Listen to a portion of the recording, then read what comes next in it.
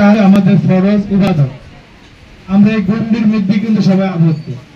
আমাদেরকে একটা টার্গেট থাকতে হবে।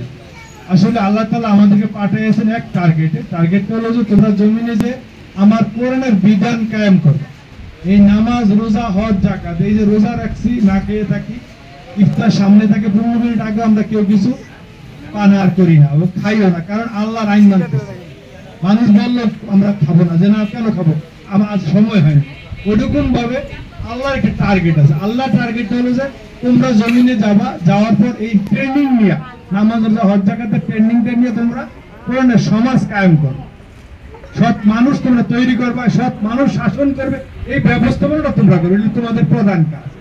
আমরা যদি এই টার্গেটে না থাকি, তাহলে আমাদের এই নামাজ, রোজা, হজ, যাকাত যাই আমরা করি, আমাদের টার্গেট যে আল্লাহ যে পাঠাইছে ওইটা কিন্তু আদায় হলো না।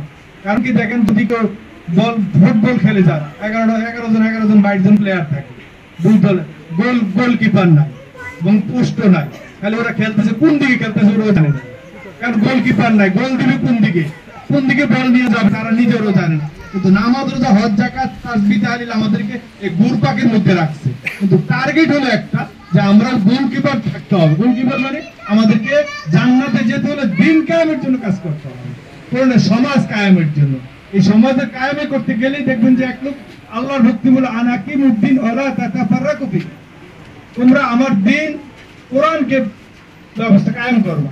কায়েম করতে গিয়ে তোমরা দলাদলি করবা না, ফতোয়াবাজি করবা না, যে কোরআনের দল নেই, রাজনীতি নেই, এই কথা তোমরা বলবা না। আর কারা বলে, তারা পরের শব্দ হলো কাবুরা আলা, কাবুরা, তারা পছন্দ করে না আল্লাহ, তাদের উপর অসহনীয় এই জ্বালাটা। কারা? মুশরিক। যারা মুশরিক তারাই কোরআনের আইন চায় না, কোরআনের আইন বাস্তবায়ন করতে দেয় না, এটা যেই দলই হোক।